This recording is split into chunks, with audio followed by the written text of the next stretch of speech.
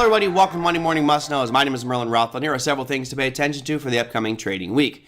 Now, let's look at last week real quick. We talked about Jerome Powell, who had multiple meetings in front of the Senate subcommittee talking about the status of the economy and getting grilled by these senators. It was like watching a bad reality soap opera. I watched most of the testimony, and some parts were exciting, some parts were really boring, but you can kind of get a feel as to what he's thinking about the economy going forward, and more importantly, what the politicians are thinking about his actions on our economy. So that was the exciting stuff, and we actually have Jerome Powell speaking again this week, but I'm going to do something different.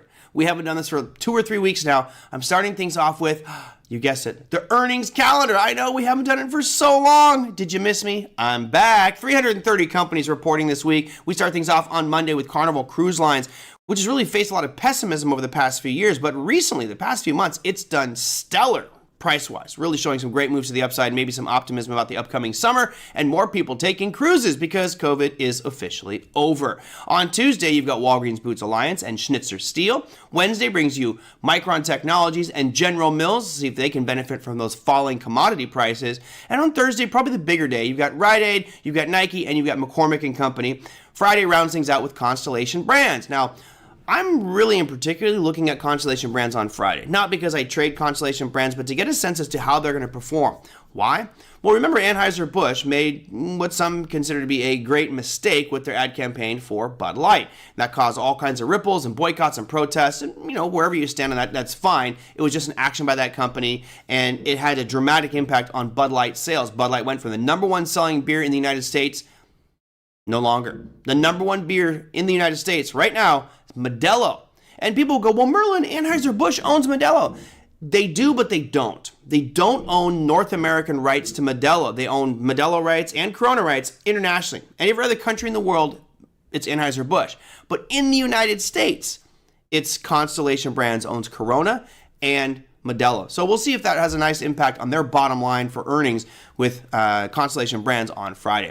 All right, let's go back to the big stuff. Let's talk about Jerome Powell.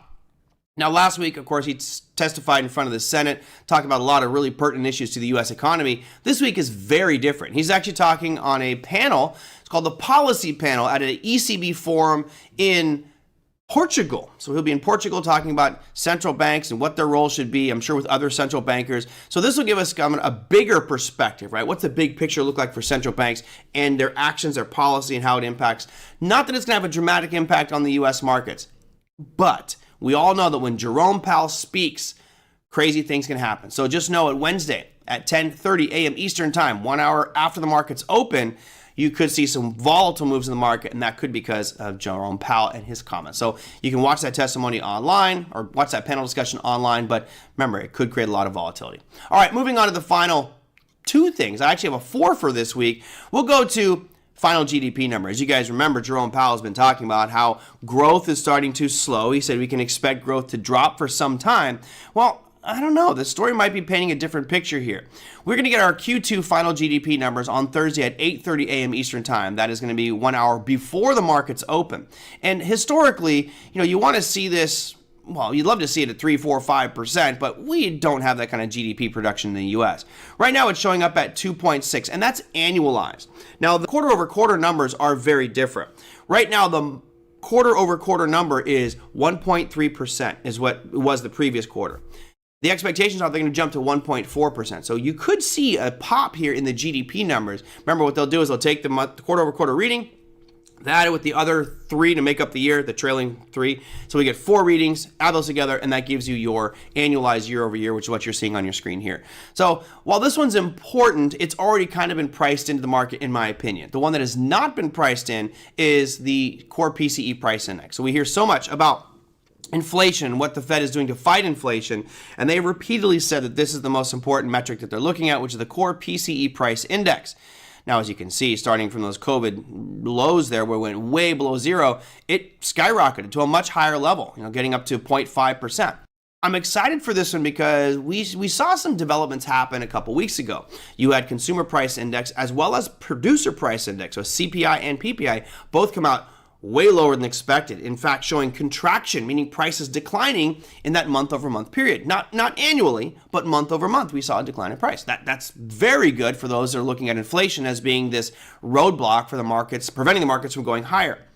Now, if we draw a red line on your screen here, I'm going to throw a red line right across the top here for you guys to see. Should be right about there. There it is.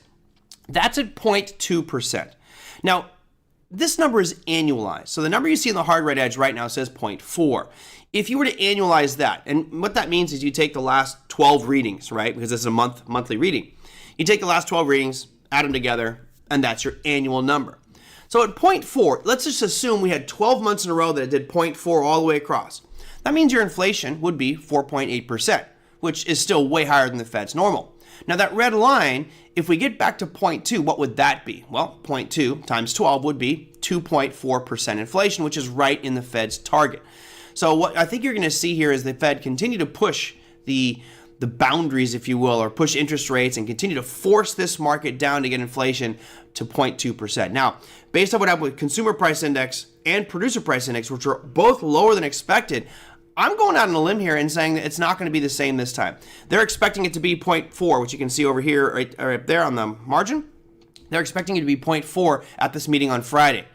I think it's going to come out at 0.3. I think it's going to be slightly better than expected. And again, not to say this is guaranteed or anything, but if we do see core PCE numbers lower than expected, that's a sign we're getting back to that 2% target for the Fed and puts more, emphasis on the Fed's ability to keep rates where they're at or maybe even lower. Now, the Fed has said they're going to raise one more time by the end of the year, but if inflation continues to decline, that may jump off the table and markets will greet that with euphoria and you should see some buying there. So be careful, have a plan in place. I would not recommend doing anything at the time of the announcement. It's just too volatile. You get too many whipsaws or price action, but this will also be 1 hour before the markets open. So I expect Friday to be probably one of the best trading days of the week.